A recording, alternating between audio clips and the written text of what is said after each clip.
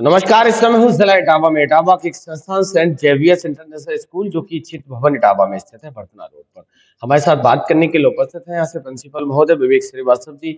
बात करने का और जानने का प्रयास करता हूँ कि वास्तविक संस्थान की स्थापना कब हुई थी, संस्थान को स्थापित करने का उद्देश्य क्या था, कोविड के समय एजुकेशन का स्टैंडर्ड क्या रहा था, परीक्षाएं अभी समाप्त हुई तो किस तरीके के माहौल में समाप्त हुई हैं, नए सेशन की शुरुआत हुई है तो संस्थान ने पिछले वर्ष की अपेक्षा इस बार क्या क्या नए नए डेवलपमेंट किए हैं। सर, सबसे पहले तो आपका स्वागत है। Thank you. सर, संस्थान की स्थापना कब हुई थी?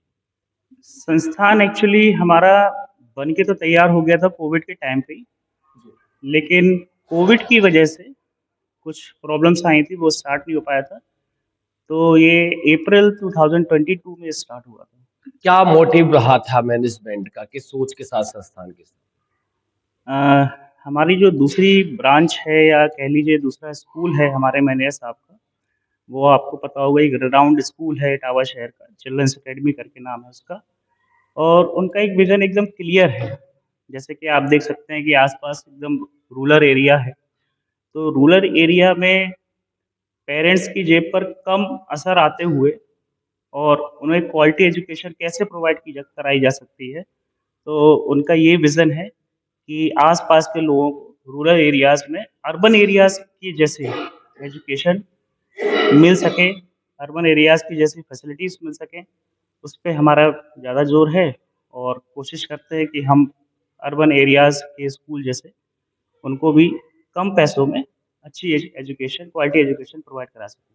ऑल ओवर सिनेरियो को अगर देखा जाए तो कोविड के समय एजुकेशन का जो स्टैंडर्ड रहा था वो क्या रहा?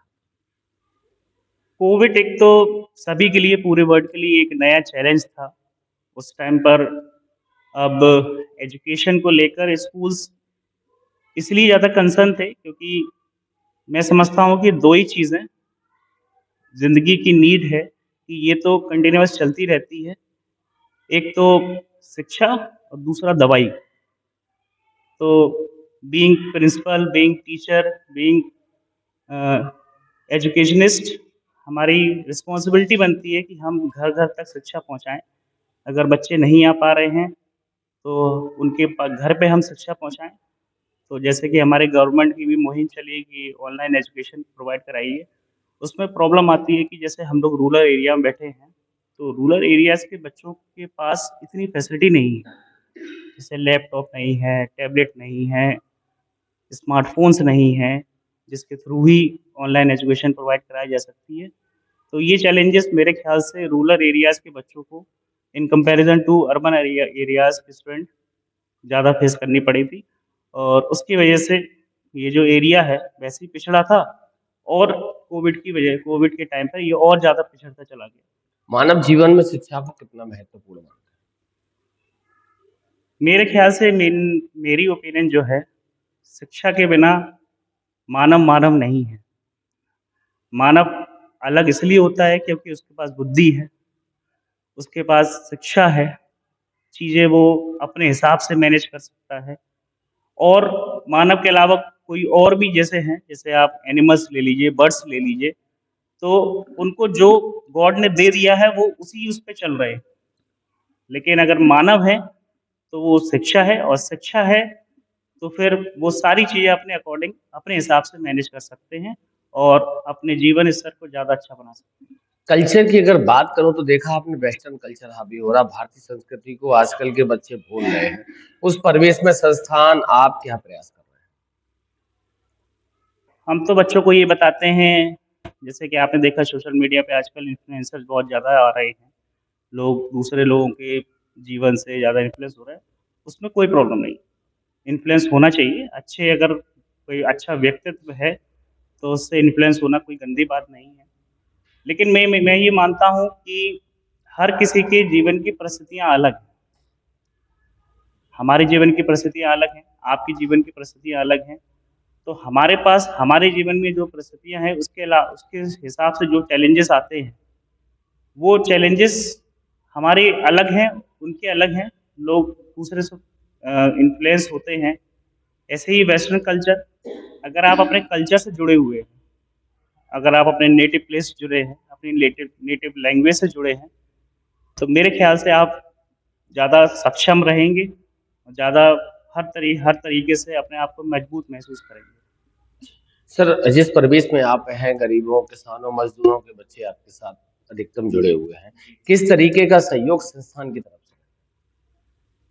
हमारा सहयोग ये रहता है कि जैसे कोई गरीब बच्चा है, तो गरीब इन द सेंस उसके पास फैसिलिटी कम है, तो हम अपने स्तर से, स्कूली स्तर से उसको फैसिलिटीज़ प्रोवाइड कराने की कोशिश करते हैं।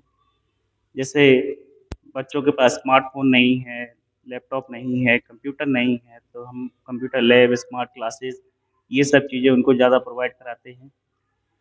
बच्चों को केवल किताबी कीड़ा, बुकिश नॉलेज ही ना हो, उसके साथ एक्टिविटीज़ होती रहें, प्रैक्टिकल नॉलेज भी मिले, तो उस पे हम ज़्यादा जोर देते हैं।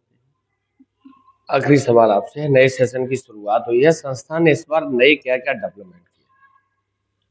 हमारा एक ही उद्देश्य हमेशा से रहा है कि हम क्वालिटी एजुकेशन प्रोवाइड कराएँ। हमारा जो मेथड ऑफ टीचिंग है, वो मेरे ख़्याल से दूसरे स्कूल से अलग है। अगर आप अभी भी चल के हमारे पास देखेंगे, तो हमारे नर्सरी, एलकेजी, यूकेजी जो सेक्शंस हैं, उसकी क्लास वर्क और होमवर्क हमारे पास पूरे सेशन का अभी से तैयार है। जो बुक्स बच्चों को प्रोवाइड कराई गई हैं स्कूल से, उसके अकॉर्डिंग उनका सिलेबस डे वाइज़ पहले से लिखा गया है। टीचर क्लास में जाने के बाद रिटन वर्क पे ज़्यादा उसको टाइम वेस्ट करने की ज़रूरत नहीं है। वर्क तैयार है क्योंकि छोटे बच्चों को हाथ से लिखवाना पड़ता है, सिखाना पड़ता है। तो हमारे पास वर्क तैयार है और केवल बच्चों को सिखाना है। हम टीचर को अपना अपना काम जो करना है, वो अपना फ्री टाइम पे काम करता है, क्लास में जाके काम नहीं करता। ऐसे ही अपर क्लासेस में हमारा एक एक अलग मेथड है। जैसे हम सबसे पहले बच्चों को डिफ़िकल्ट वर्ड्स लिखवा देते हैं बुक से। उसके बाद बच्चों को वर्ड मीनिंग कराते हैं। जो वर्ड मीनिंग और डिफ़िकल्ट वर्ड है, उसमें हमारा डिफ़रेंस रहता है। डिफ़िकल्ट वर्ड्स मीन्स जैसे कुछ स्पेलिंग्स होती हैं जिसमें कुछ वर्ड्स, कुछ लेटर्स साइलेंट होते हैं और उसका प्रोनंसिएशन किस तरीके से होता है, तो वो हमारे डिफ़िकल्ट वर्ड्स में चले जाते हैं। उसके बाद वर्ड मीनिंग बच्चे को पहले से याद हो जाती है, तो चैप्टर जब टीचर एक्सप्लेन करता है, तो उसको समझने में मेरे ख्याल से बच्चों को ज़्यादा सुविधा महसूस होती है। उसके बाद फिर हम लोग टीचर ये नहीं करता कि अपनी तरफ से बुक एक्सरसाइज़ को करा दे।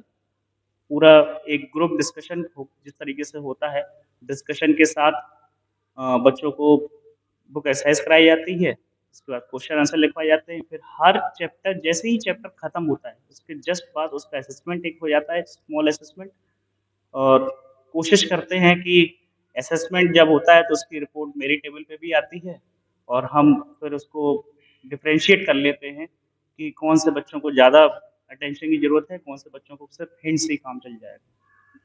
बहुत-बहुत धन्यवाद सर, हमारी तरफ से भी संस्थान को नए सत्र के लिए बहुत-बहुत बधाई, शुभकामनाएँ, धन्यवाद। Thank you.